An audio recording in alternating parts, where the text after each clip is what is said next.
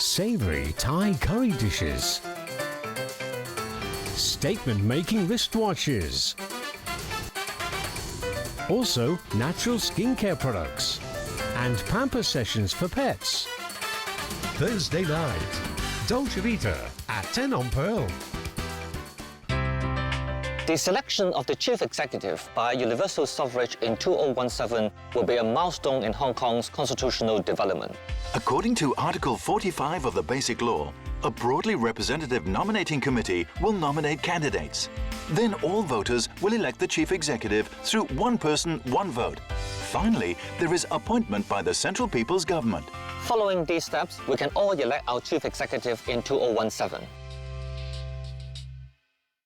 You're going to go through a journey, you're going to be wowed. Lose yourself in 1 million square meters of palatial splendor. Everything has a golden reflection. Then rediscover your inner child in Belgium. When we come here, we forget our small adult problems. Wednesday, unique hotels and restaurants at 8:30 on Pearl.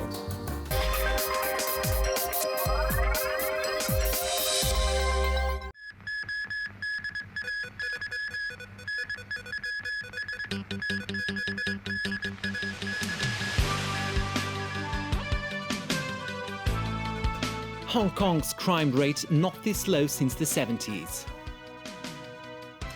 US President wraps up historic visit to India. And tennis fan favourite ousted down under.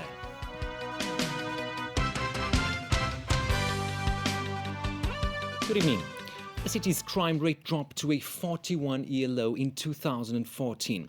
Police Chief Andy Zhang said today improving the relationship between police and the people is dependent on having mutual trust. Diane To reports. There were 67,740 reported cases of crime last year. That's about 936 cases for every 100,000 people, which is the first time the rate has dropped below 1,000 since 1973. But the public is warned to stay alert as cases of fraud, blackmail and shop theft have risen, with many of these related to the use of online social media. The Commissioner of Police said a new Cybersecurity and Technology Crime Bureau has been set up to focus on tackling crime in that area. Andy Zhang today faced lawmakers who grilled him over the deteriorating relationship between the police and the people, with surveys showing the public image of police worsening since the Occupy protests.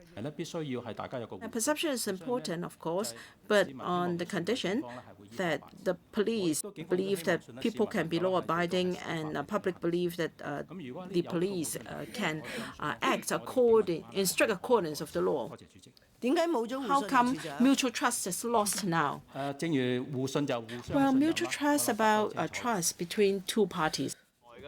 Lawmakers also asked about the slow progress in investigations into 7 police officers suspected of assaulting a protester and a separate police superintendent suspected of using excessive force with his baton. Zhang said progress depends on the nature of the case as well as the degree of cooperation of those involved. You mentioned the persons involved. Whom did you mean? Both parties? Well, I didn't mention any particular person. I only said that the cooperation of the parties concerned also matters. Lawmakers also raised concern over the morale of the police force, with many frontline officers needing counselling after being insulted, attacked or had their personal information published on the internet.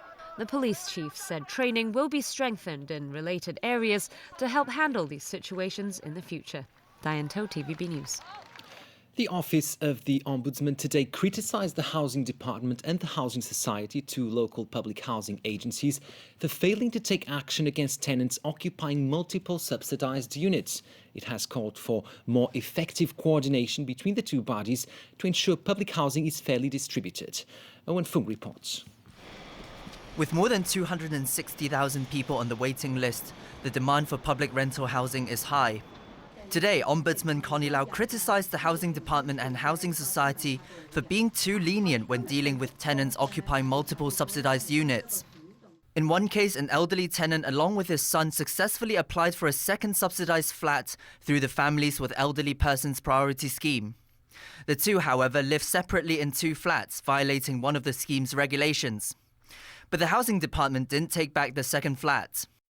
In the meantime, the elderly tenant and his son were both receiving double housing subsidies.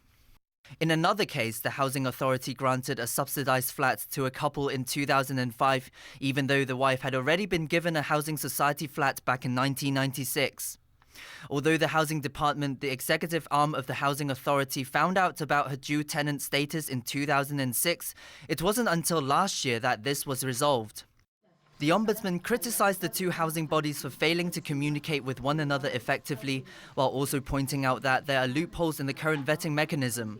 I think it would be very important for both departments or both institutes to initiate an effective coordination mechanism to ensure that the double status of these tenants could be ratified immediately.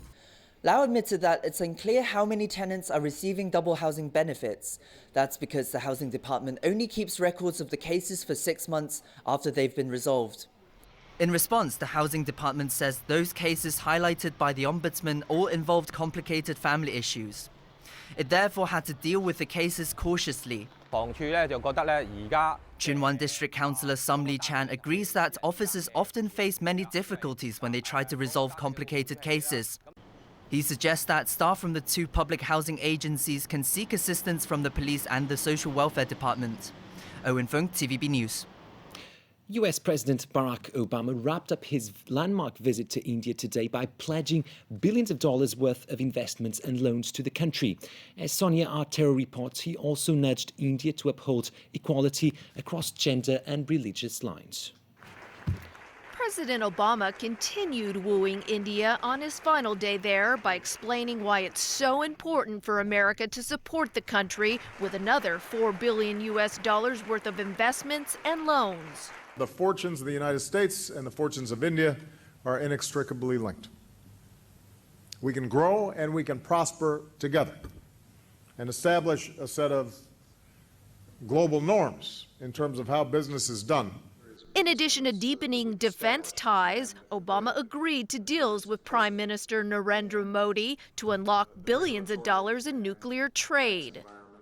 As a member of the nuclear suppliers group, China warned to tread carefully before allowing India to become a member. China insists without signing the Non-Proliferation Treaty, India can still acquire nuclear weapons. As America nurtures its relationship with India, Obama expressed hope that it would uphold the dignity of all its people. On the heels of that deadly gang rape of a woman on a moving bus in New Delhi, Obama strongly urged India to respect every gender. Every woman should be able to go about her day, to walk the streets or ride the bus and be safe and be treated with respect and dignity. She deserves that. The same goes for the respect of everyone's religion.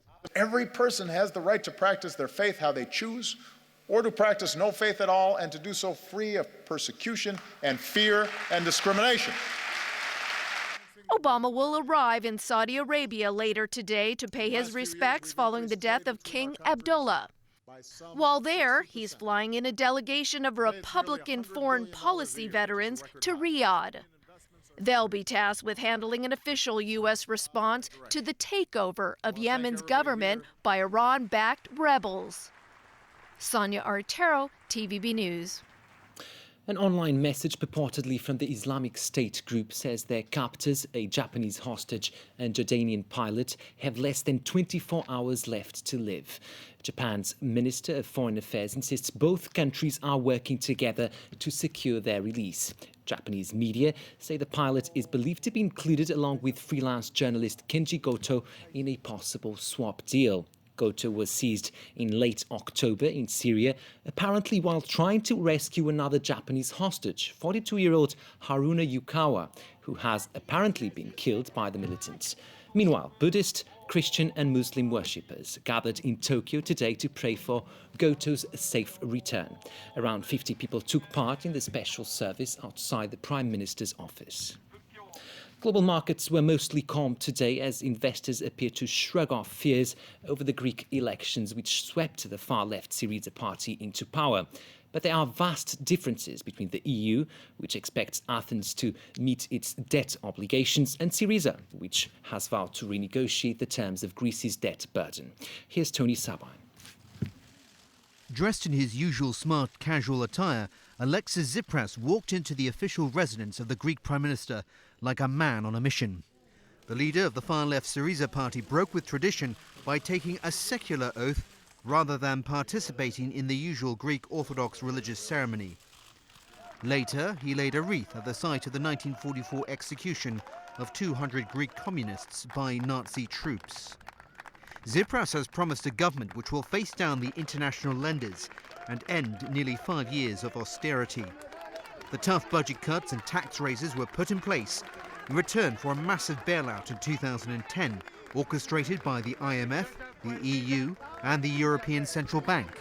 But it squeezed the life out of Greece's economy, with the country struggling to meet its debt obligations and bailout conditions.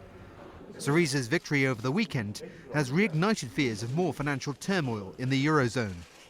In Brussels, European leaders showed a willingness to give Athens more time and flexibility, but warned they would not yield to demands for debt forgiveness. We are open for all discussions, but it is also absolutely clear that we have to agree on the basis of mutual respect, trust, and that we have to stick to agreements made to stabilize the country and to stabilize the European Union. Membership of the Eurozone also means that you comply to all that we have agreed with each other. Germany, the strongest member of the Eurozone, has argued Greece must pay down its debts in return for financial support. But some think Berlin may be unrealistic.